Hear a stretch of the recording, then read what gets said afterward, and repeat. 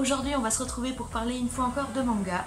La dernière fois je vous ai tourné un update shoujo, cette fois ça va être un update seinen. J'ai 5 titres à vous présenter qui sont Tsugurumi Project, Echoes, Strange Fruits, Freaks Café et Le mari de mon frère.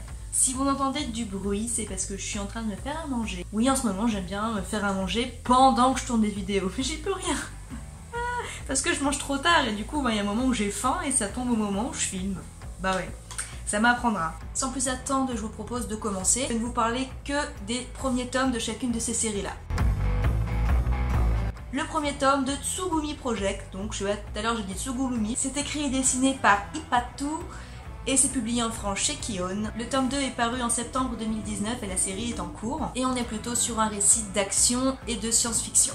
C'est aussi en quelque sorte du post-apocalyptique puisqu'on se situe donc dans le futur. Le Japon est en ruine et a été abandonné par les hommes depuis environ 200 ans. Et Léon, notre personnage principal, fait partie des forces militaires européennes et il est justement envoyé au Japon pour une mission secrète dont on ne sait pas beaucoup de choses. Tout ce qu'on sait, c'est que c'est cette mission qui a mené le Japon à sa propre destruction en fait. Sauf que quand Léon et ses camarades se rendent au Japon, il y a un petit problème sur le chemin et au final ils atterrissent un petit peu...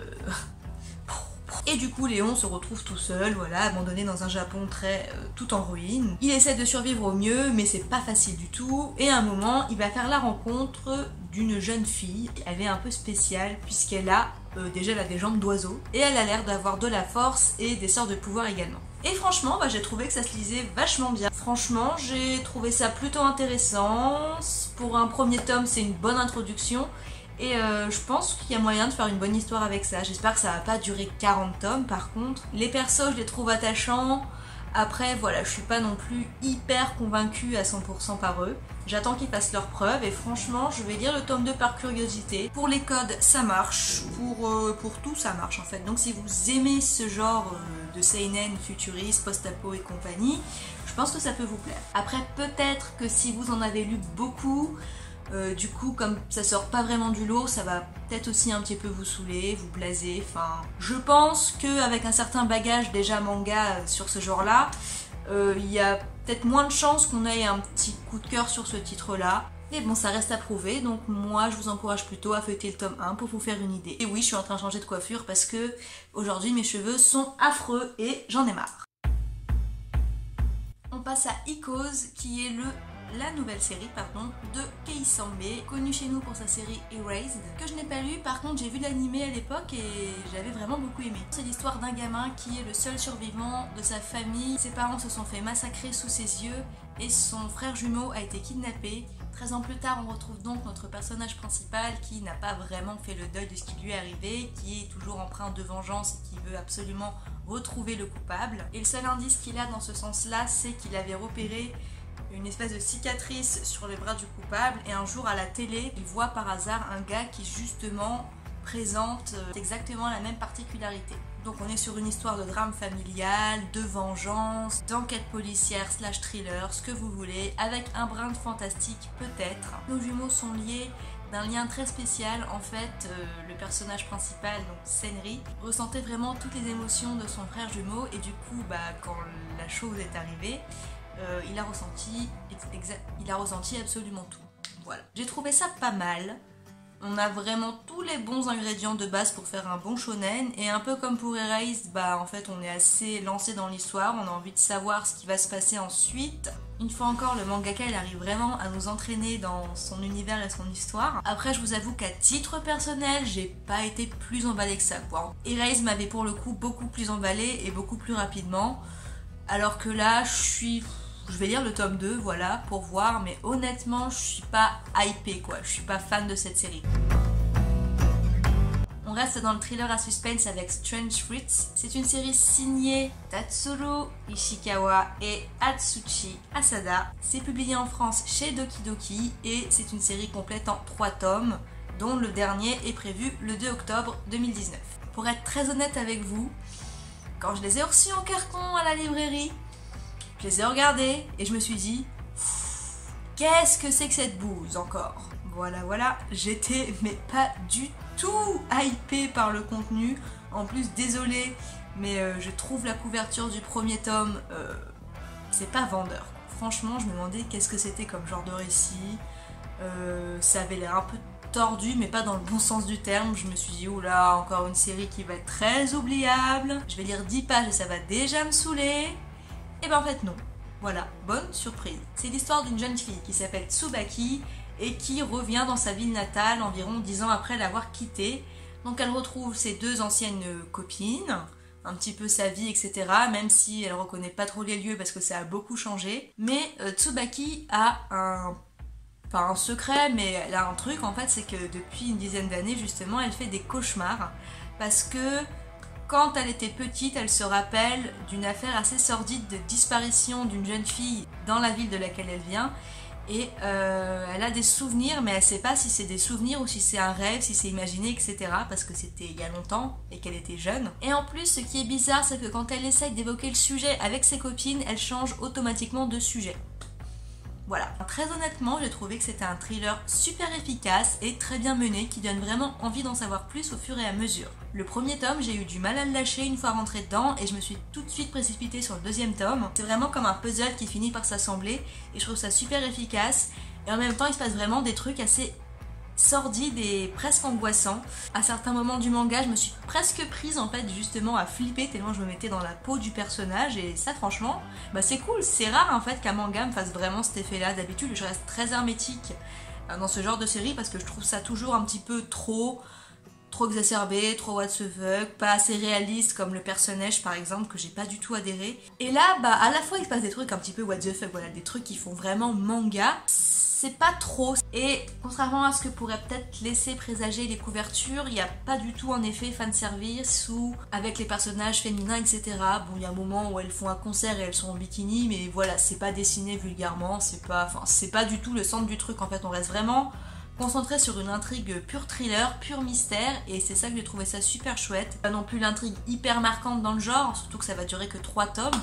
Mais franchement, c'est bien fait, c'est pas mal, c'est bien mené. Bon, après, à voir ce que nous réserve le dernier tome, parce qu'il y a aussi toute cette histoire chelou avec le fruit, justement. Ça attise le mystère en même temps, parce que tu te poses la question, à la fin, tu te dis « What the fuck ?» J'ai compris des trucs, mais il y a des trucs que j'ai pas du tout compris. Donc si le tome 3 apporte des réponses, et qu'en plus ça reste un truc finalement cohérent jusqu'au bout, et ben franchement, j'aurais été enchantée par cette saga, dans le genre en tout cas. On enchaîne avec un titre très spécial, c'est le cas de le dire. Freaks Café, donc publié chez Akata. On doit cette série à Meika Arisaki et c'est pour l'instant en 5 tomes au Japon, c'est pas terminé et nous on n'a que le premier. En lisant le résumé, je m'attendais à toute autre chose. Je pourrais faire durer le suspense en vous disant de découvrir du coup l'œuf par vous-même, mais non, là je préfère vous en parler d'abord, honnêtement, parce que vaut peut-être mieux être préparé. Au départ, je pensais vraiment qu'on allait partir sur un truc fantastique, genre comme le café dans Tokyo Ghoul, vous savez, où que les ghouls se retrouvent et bah, elles sont pas jugées puisqu'elles sont entre ghouls. Je me doutais quand même que ça allait être un petit peu tordu vu que c'est dans la collection What the Fuck de Akata. En fait, on est plutôt sur une histoire où on rencontre des personnages qui atterrissent tous dans un café, effectivement, sauf que c'est pas des monstres au sens fantastique du terme qu'on va rencontrer, c'est plutôt des personnes qui ont des déviances sexuelles un petit peu particulières. Par exemple, le premier, j'aime bien parce que vraiment ça te rentre dans l'œuf, mais genre direct. Il fantasme sur le sang des règles et chaque chapitre en gros c'est centré sur un personnage et sa paraphilie. Donc paraphilie c'est le terme pour désigner les déviances sexuelles, j'imagine. Voilà, je n'étais pas prête. À la fin du premier chapitre j'étais en mode mais what the fuck. Pour le coup ils ont bien mis la saga dans la bonne collection, alors là on y est complètement. C'est une série sans tabou qui fait complètement dans le what the fuck, donc c'est plutôt dans un registre comique, décalé, mais c'est quand même classé dans fantastique sur internet, donc je me demande si ça va pas virer à un moment avec des trucs plus fantastiques justement. Donc cette saga forcément, soit vous allez aimer, soit vous allez détester, c'est sûr, obligatoirement. Soit on adhère, soit on n'adhère pas. Moi je suis pas une fan de titres what the fuck, d'habitude c'est pas le genre que j'affectionne, tout ce qui est comédie, parodie, etc. un peu absurde. Mais j'avoue que celui-là, j'ai réussi à y trouver mon compte, voilà, je sais pas pourquoi, je vais être un petit peu tordue moi aussi, sans me l'avouer. Non, je ne suis pas tordue. Comparé au personnage en tout cas de cette œuvre, je ne suis pas du tout tordue, je vais très bien. Mais voilà, je vais lire le tome 2, j'ai même presque hâte qu'il sorte, juste pour voir vers quoi ça va évoluer, si ça va être aussi con, j'ai envie de dire. À prendre avec des pincettes, faites attention à la limite d'âge, c'est pour public averti. C'est space, c'est très space. Et on va terminer cette vidéo en beauté. Je vais vous parler d'un tome 1 qui a été un immense coup de cœur. Je vous avais dit dans une vidéo précédente que les titres qui traitaient de l'homosexualité, de la diversité LGBT et compagnie, en dehors des yaoi et compagnie évidemment, je trouvais toujours que le sujet était toujours soit abordé trop à la surface, ou alors que c'était trop secondaire, ou alors qu'il manquait toujours d'un quelque chose dans l'œuvre. Et là, j'ai enfin trouvé une pépite de chez Akata d'ailleurs qui aborde le sujet avec émotion, avec brillance et avec une telle vraisemblance, c'est tellement touchant. Je parle évidemment du mari de mon frère, le premier tome. C'est donc de Gengoro Tagame, c'est publié en 4 tomes et la série est terminée. C'est l'histoire de Yaichi. Yaichi est père de famille, il a une petite fille qui doit avoir un peu moins de 10 ans je pense, il s'appelle Kana. Au début du tome, on apprend que le frère jumeau de Yaichi est décédé. Alors, évidemment, Yaichi est triste, mais il faut savoir que son frère, en fait, il y a plus d'une dizaine d'années, il est parti émigrer au Canada sans jamais plus donner de nouvelles depuis ce temps-là. Et que même avant ça, ils avaient un petit peu perdu contact au fil des ans. Donc, oui, évidemment, il est triste que son frère soit mort. C'est pas non plus comme s'ils avaient toujours été hyper proches, etc.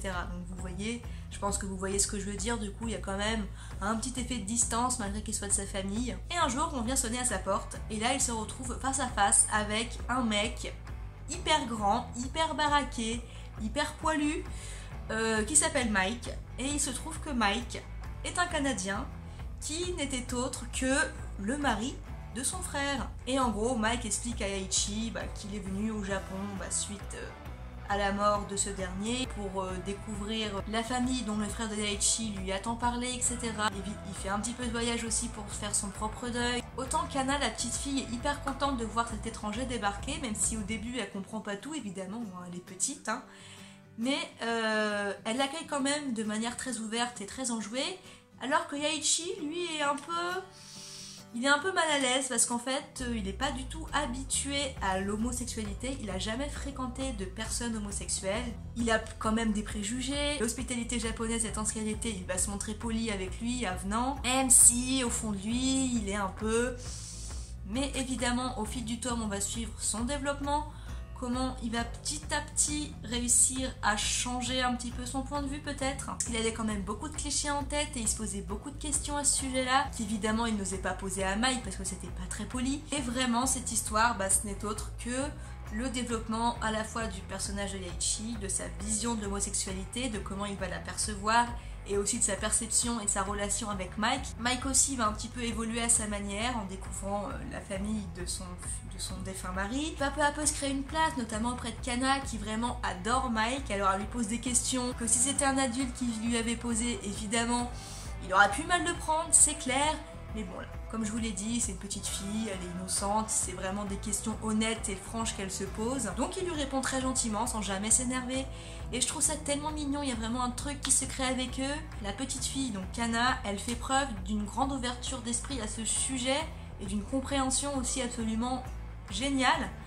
Et ça impressionne son père en fait, parce qu'il se rend compte que lui-même, il n'arrive pas à avoir une vision aussi simple et enjoué entre guillemets de la chose, alors que quand il voit les réactions de sa fille, il est hyper surpris en fait, il s'y attend pas du tout à chaque fois. Ça l'amène lui évidemment à revoir son attitude et sa manière de penser, et voilà, c'est trop bien, c'est vraiment tellement bien amené, le sujet est hyper vraisemblable quoi, c'est vraiment la manière dont pour moi il fallait amener la chose quoi. On est vraiment sur une série adulte et mature et ça fait du bien. On s'attache juste de ouf à cette petite famille et aux personnages, notamment à Kana et Mike, mais c'est des amours, je vous jure, c'est des amours. Et ce que j'aime bien aussi, c'est qu'au début de chaque chapitre, on a une définition d'un truc lié à l'homosexualité. Je pense notamment au triangle rose, qu'on voit d'ailleurs sur le t-shirt de Mike sur la couverture, dont je ne connaissais pas la signification. Et du coup, voilà, j'étais contente de connaître ça. C'est pas ennuyeux, c'est intéressant, c'est touchant. Enfin voilà, je pense que j'ai fait assez d'éloges sur cette série.